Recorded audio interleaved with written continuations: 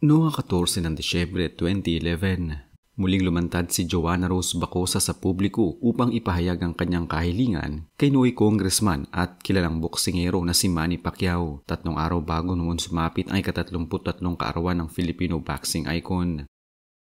Si Joanna Rose na unang nagsalita noong 2006 ay matagal nang nagsasabing siya ay nakarelasyon at naanakan ni Manny Pacquiao. Sa panayam sa kanya ng TV5, ipinabot niya ang kanyang hiling na kilalanin ni Manny ang kanyang 7 taong gulang na anak. Ayon sa kanya, nag-umpisa ang kanilang relasyon noong Abril 2003 matapos silang magkakilala sa isang billiard hall sa Pan Pacific Hotel noong Pebrero ng parehong taon, kung saan siya ay nagtatrabaho bilang spotter at waitress. Inilahad ni Joanna na ang kabaitan at pagiging malambing ni Manny ang naging dahilan upang siya ay pumayag sa relasyon, sa kabila ng kaalaman niyang may asawa at mga anak na ang boksingero. Nang mabuntis siya noong Mayo 2003, pinalipat siya ni Manny sa ibang tirahan upang makaiwas sa mga chismis at pinahinto sa kanyang trabaho. Ang kanilang anak, na isinilang noong Enero 2, 2004, ang naging bunga ng kanilang maikling ugnayan. Ang bata ay bininyagan noong 6 ng Nobyembre 2005 sa Immaculate Conception Cathedral Parish sa Cubao, Quezon City at nakalagay sa baptismal certificate ng pangalan ni Manny bilang ama. Pati ang kanyang propesyon bilang professional boxer at ang litrato ng 3 sa Cebu City ay isa sa ilang ebidensya ng kanilang pagsasama. Matapos ang kanilang huling pagtatagpo sa Cebu, hindi na raw sinagot ni Manny ang mga tawag at mensahe ni Joanna. Dahil dito, nagpasya si Joanna na magsampa ng reklamo upang makapagbigay ng sustento sa kanilang anak. Nakasaad din sa mga dokumento na ipinakita niya na mayroong naganap na out-of-court settlement noong 2006 kung saan siya ay pinilit pumirma ng kasunduan na tumanggap ng 500,000 at 10,000 buwan ng allowance kapalit ng kanyang pangako na hindi magsasampa ng kaso laban kay Manny. Sa parehong panahon, nakatanggap din siya ng mga tawag mula sa asawa ni Manny, si Jinky Pacquiao, upang pigilan ang kaso. Noong Enero 2006, nagkaroon ng tensyonadong pag-usap sa telepono si Joanna at Manny na nauwi sa galit at pagbabanta ng boksingero tungkol sa kanilang anak. Sa kabila nito, nanatiling determinado si Joanna na ipaglaban ang pagkilala kay Manny sa kanilang anak. Gusto ko pong maging legal lahat na nasa kasulatan para po talaga mabigyan ng pangalan at saka ng karapatan ng isang anak ng isang Manny Pacquiao. Paano kung dumating yung punto, wala na ako? Lilingunin pa ba siya ni Manny? Lilingunin pa ba siya ng kung sino? Bibigyan niya daw ng magandang buhay. Siya daw magpapaaral, siya daw mag-ano. Sabi ko, hindi naman pwede yun. Siyempre, nanay ako. Sabi ko, ganun, kung tutulong ka, tumulong ka, pero wag mo naman kukunin sa akin. Sa paglipas ng mga henerasyon, ang mga kilalang Pilipinong boksingero ay patuloy na nagbibigay inspirasyon sa mga bagong henerasyon ng mga manlalaro upang magsikap at magpursige sa larangan ng boxing. Isa sa mga batang boksingero na unti-unting bumubuo ng sariling pamana sa ring ay si Eman Bacosa. Si Eman ay patuloy na tumataas bilang isa sa mga paborito ng mga tagahanga sa lingguhang palabas na pang-sports na Manny Pacquiao Presents Blow by Blow, kung saan kahanga-hanga ang kanyang kakayahan sa atletismo at ang kanyang maipagmamalaking record.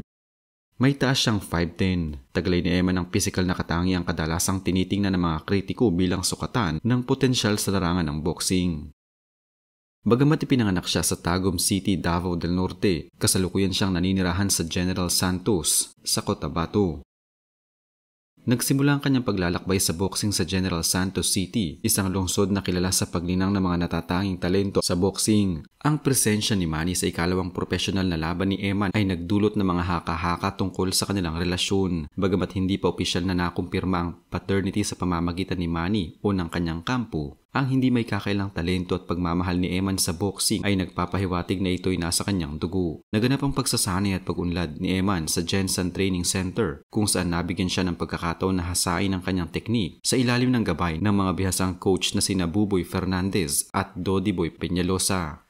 Napansin din siyang nagsasanay kasama si Manny Pacquiao mismo na ang video'y mabilis na kumalat sa social media. Ang kanilang karunungan at paggabay ay nagkaroon ng mahalagang papel sa paghubog ng estilo sa boxing ni Eman.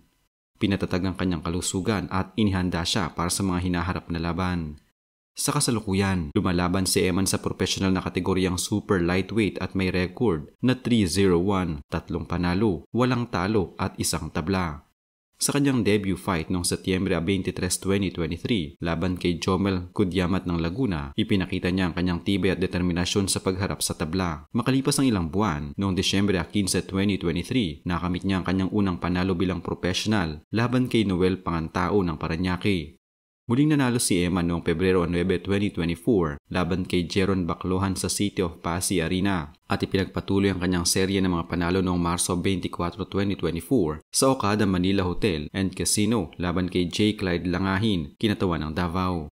Ang mga tagumpay na ito ay hindi lamang nagmarka ng mahalagang yugto sa kanyang karera, kundi nagpapatibay din sa kanyang posisyon bilang isa sa mga umuusbong na bituin sa larangan ng boxing sa bansa. Sa pambihirang pagkakataon, nakuna ng video at larawan si Eman Bacosa Pacquiao na kasama ang kanyang ama, ang Filipino boxing legend na si Manny Pacquiao at ang asawa ni Manny na si Jinky Pacquiao. Nangyari ang pagkikita at pagsasama ng tatlo sa Thrilline Manila 2 na naganap sa Araneta Coliseum sa Cubao, Quezon City noong 29 na Oktubre nitong taon. Proyekto ng MP Promotions ni Manny ang Thrilline Manila 2 bilang paggunita sa ika-50 anibersaryo ng Thrilline Manila, ang pinag-usapan at kontrobersyal na boxing match sa pagitan ni Muhammad Ali at Joe Frazier na idinaos din sa Araneta Coliseum noong 1 ng Oktubre 1975. Nakuna ng video ng Sports on Air ang pambihirang pagkakataon at heartwarming scene ni na Eman, Manny at Jinky. Umani ng mga papuri si Eman dahil nakuna ng video ang paglapit niya kina Manny at Jinky para bumati at magbigay pugay. Kabilang si Eman sa mga lumaban ng boxing sa Thrilline Manila 2. Tinalo niya via unanimous decision ang kanyang katunggaling, si Nico Salado ng Bohol, sa score na 58-55, 58-5 at 60-53. Ipinamalas ni Eman na minanan nito mula sa kanyang ama ang husay sa boxing. Gusto ko magpasalamat sa Panginoong Diyos natin dahil sa pagbigay niya sa akin ng protection at paggabay niya sa akin sa tagumpay. Maraming salamat po din sa mga sumusuporta. Thankful po ako kay God. Confident po ako na mananalo pero sabi kasi ng coach ko na huwag masyadong gigil, huwag masyadong habol sa knockout kasi darating rin po yun eh. Para po sa Panginoong Diyos natin para mag-glorify po yung pangalan niya at may pakita ko po sa inyong lahat na walang imposible sa Panginoong Diyos natin. Hindi nagsasalita si Jinky tungkol kay Eman pero marami ang nakakaalam na tanggap niya ang anak ng kanyang asawa sa ibang babae. Di umano, siya pa ang nag-udyok kay Manny na suportahan ang anak nito kay Joanna. Si Jinky ang kapuri-puri rito na nagpakita ng pagtanggap sa anak ng kanyang asawa sa ibang babae. Nagpakita siya ng maayos na pakikitungo kay Eman. Ang relasyon ni Eman sa pamilya ni Manny Pacquiao ay komplikado at puno ng pampublikong usapin, ngunit may mga malinaw na indikasyon na may suporta at pagtanggap.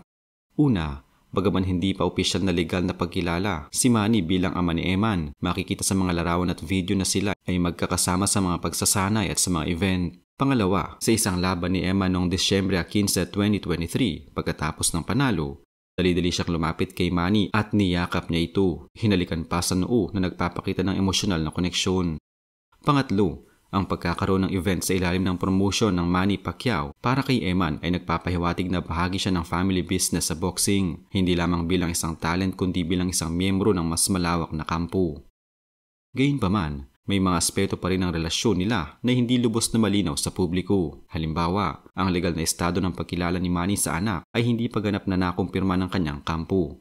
Sa loob ng pamilya ni Manny, may mga ulat na nagpapahiwatig ng pagtanggap kay Eman, tulad ng pagiging nasa ringside ang pamilya sa laban ni Eman. Sa personal na buhay, kasalukuyan din siyang nakafocus sa pagpapabuti ng sarili, hindi lamang sa bilang ng panalo kundi pati na rin sa disiplina, pagsasanay at pagpapakita ng sarili bilang seryosong boksingero. Mahalagang bahagi rin ng kanyang kasalukuyang buhay ang pagiging bahagi ng isang malaking event tulad ng Thrilline Manila 2 kung saan nakitang naroon si Manny Pacquiao at pamilya ng Pacquiao bilang taga-suporta. Ang tagumpay ni Eman sa ring ay hindi lamang para sa kanyang sarili, kundi may implikasyon rin sa legacy ng pamilya Pacquiao sa boxing. Maraming tagahanga ang nakatingin sa kanya bilang sumusunod sa henerasyon o susunod na mukha ng boxing sa Pilipinas. Sa ganitong paraan, ang kanyang kasalukuyang buhay ay puno ng mga hamon at pagkakataon, ang pananatili sa pagiging hindi nadarapa, ang paghahanda para sa mas malalaking laban, at ang pag-establish ng sariling marka sa mundo ng boxing. Si Eman ngayon ay nasa yugto ng pagtatatag ng sarili niyang reputasyon sa loob ng ring, habang kasabay nito ay unti-unting sumusulong ang kanyang pagkilala at relasyon sa pamilya Pacquiao. Ang kanyang mga laban ay hindi lamang para sa panalo, kundi para sa kanyang identidad. Ang kanyang koneksyon kay Manny Pacquiao ay nagbibigay ng malaking pagkakataon at hamon. Pagkakataon dahil sa mentor at network, hamon dahil sa inaasahan at paghahambing sa isang pambansang alamat. Sa sandaling ito, ang kanyang pangunahing tungkulin ay magpakita ng sipag, determinasyon at karakter upang hindi lang mamana ang pangalan kundi gawing makabuluhan ang pangalan na iyon sa kanyang sariling paraan.